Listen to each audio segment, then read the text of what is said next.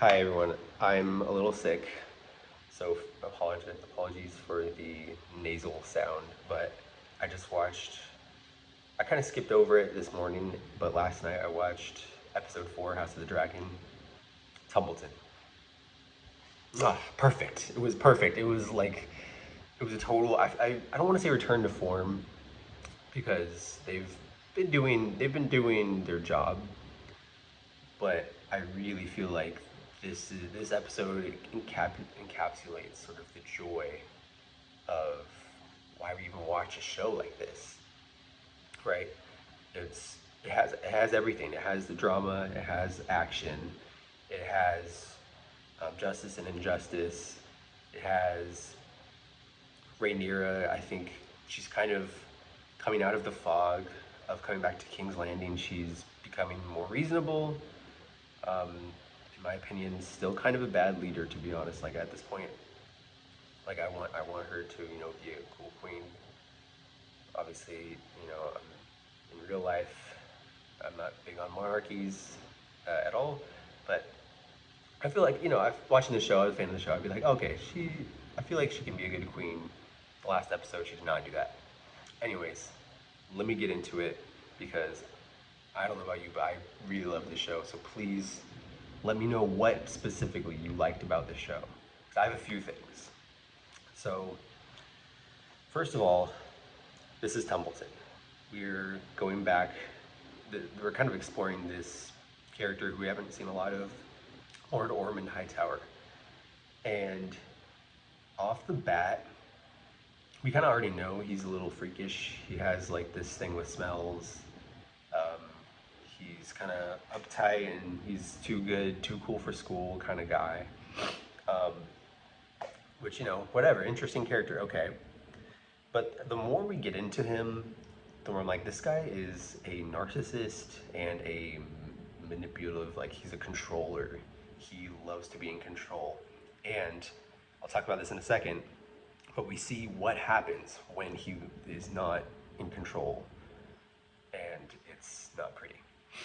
Um, and I think the first example, I'm just looking at my notes here, the first example of him being a narcissist is when, I don't even remember their names, the lords or rulers of Tumbleton come to ask him, like, hey, you're in our house, get, like, WTF, get out, right?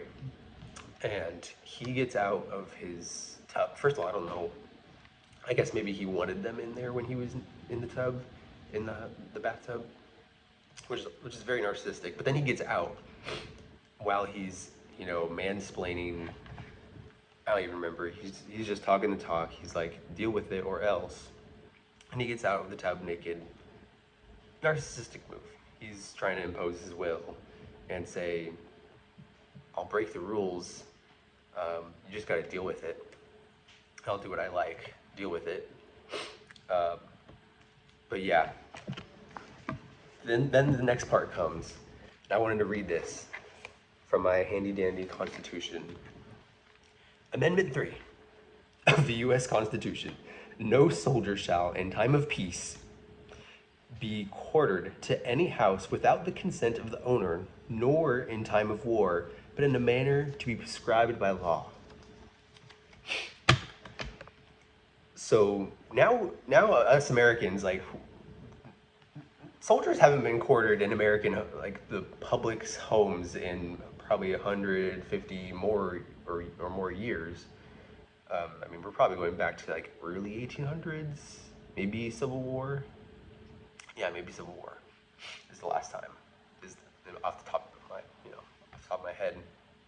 But now we know like why we have this fucking law, because the wife of, I really shouldn't forget his name, the Dragon Seed. I don't know. I don't know why Ulf is so much more memorable to me. Ulf the Dragon Lord, right?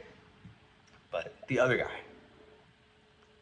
Sorry, don't kill me in the comments. But the other guy's wife, um, they're in Tumbleton with her brother and her brother's wife, and they just get these stinky, ice feeling like losers of soldiers who are coming up in their home, eyeing the wife all up and down, like, what the fuck? And then, of course, you know, the worst, kind of like disappointed but not surprised. One of the soldiers who eyes her earlier does go and essays her. Yeah, I mean, it's a horrible reality, and I kind of do wonder how the women, or you know, other folks feel about this episode. I know that showing essay on film on TV shows isn't always desired or needed. Certainly not needed. I feel like there's too many movies where there's just a essay scene that isn't needed. It's violent, it's reprehensible, but it also, like, sometimes it'll go on too long too. You know, it happened, and the brother rightfully fucking defends her, and you know, he's trying not to lose his life. He's trying not to get his sister killed. So he goes and tries to remove him with just his hands, and of course he gets beat the fuck up. But it looks like later, he looks like he connected. Like, the soldier's face is kind of fucked up. So, good for him, honestly. But yeah, quartering soldiers, not fucking cool. Which I guess we can talk about that already. But later in the episode, Ormond kind of he hears about this, and the wife and the whole family's there, and they're like protesting to the original lords of Tumbleton. And I feel like Ormond, for his issues that we'll talk about in a second, I feel like he did a decent job. It's obviously service level. He doesn't really care about her, but he cares about order. I think he's a controller, so he cares about order. He cares about his image as a saint. He's a good guy. He's this good guy. He's so good. But at least he does the right thing, and he gelds this would-be rapist. Rapist. Yeah, totally. He gelds him, which I think is, hey, shit, good for him, right? I think that's pretty good justice. Aside from killing, but I mean, don't really need to. Well, maybe. Rapists are the lowest of the low, so. But anyways, yeah, I thought that was cool. But then we get into the scene where Ormond receives the note from Crispin and Gwaine, and Daron, he knows what the fuck is about to go down, and he's like, little boy, get out. You don't want to see this. You don't want to be here. Get out. And surely enough, I don't know if you noticed, but Daron is traumatized. He's fucking traumatized. I feel bad for him, as someone with who's seen that before, you know, in proximity. Yeah, he's fucking traumatized by this guy. He's kind of crazy. He's really crazy. He's mentally unwell, unsafe. And once he reads the note, Daron is just he's bracing for impact. He's in the plane is burning and crashing to the ground, and he knows. And Ormond's plane inside his head crashes, and he starts going nuts. He's banging the table with his sword, probably fucking up the sword. So yeah, I don't know. This guy's got anger issues and a lot of issues. Untrustworthy. But yeah, Daron is a really cool character. I know I've been kind of rambling at this point, kind of recapping, but these kind of nuances of character and harsh reality that characters face, that's kind of and the maneuvers that they can make. Not just its harsh reality, but their maneuvering, and they're figuring it out, and they're solving or surviving. And I really like this I don't like it, but I think it's a really interesting dynamic between Daron and Ormond, who's sort of like this father figure, he's uncle figure, but really he's more of like a zookeeper to Daron and to Sarion. which by the way, free Tessarion. Free Tessarion. Like, there's no reason that little dragon needs to be in chains. And it just goes to show you that Ormond doesn't give a damn about military. He cares about control. And because if he did, he would be like, yeah, go take the dragon out. But maybe that's a thing for later. Anyways, let's move on.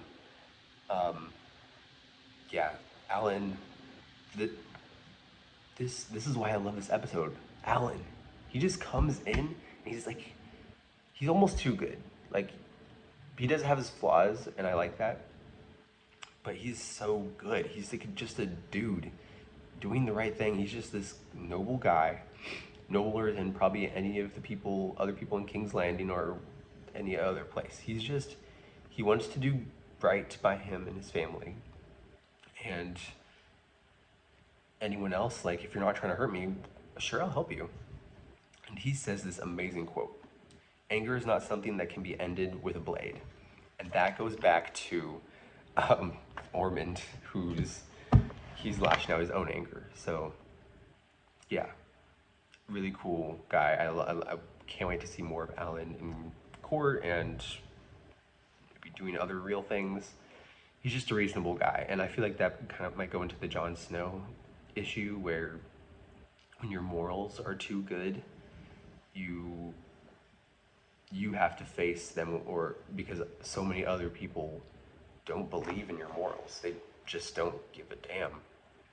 But right, as of now, Alan has a kind of cool cast around him, or receptive, and I love the way he was getting in Rhaenyra's ear and just being like, hey, let's be reasonable. My dad, he's going through shit. He just lost his house. Right? If my apartment burned down, I would be going through some shit too. I wouldn't just go back to work. Just like it's nothing, right? Anyways, the episode kind of covers Gwaine and Crispin. Huh? Like, we don't need to talk about that. Aemond and Larys. Sorry, not Aemond. Aegon and Larys. Wow, that was a bad lapse. Aegon and Larys. Whatever. I don't care. They're surviving. Cool. We don't really need to know all the details. They're gonna eventually do something in the coming episodes, and that will be more important.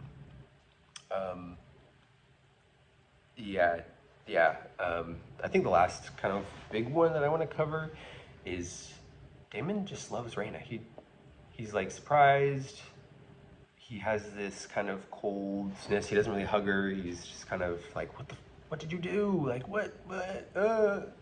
And he's just kind of flabbergasted. But he's like, what? I think he says this part where he says, you would have me lie to Rhaenyra? Isn't that betrayal itself? And as soon as she leaves, he fucking lies to Rhaenyra. And he just brings this random dude's head who, why did he do that? He was just bringing some sheep. He immediately lies to Rhaenyra because he's a good dad. Yeah, I mean, he's not a great dad because his kids are scattered all over the fucking world, but he's at least loyal. I will say that. So we'll see more of them. Rhaena's having like a goth alt moment. I can't say steampunk because we're not really there, but she has this like new fit.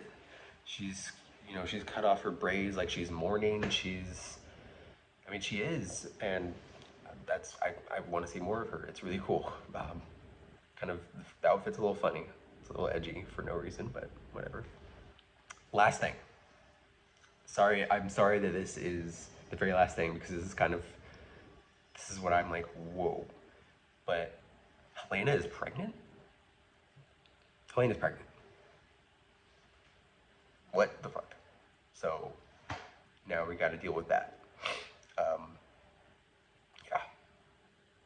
This overall, this episode was great. I would rate it a 10 out of 10. This is like why I watched this show. So kind of a weird uptick in episode quality compared to the last one.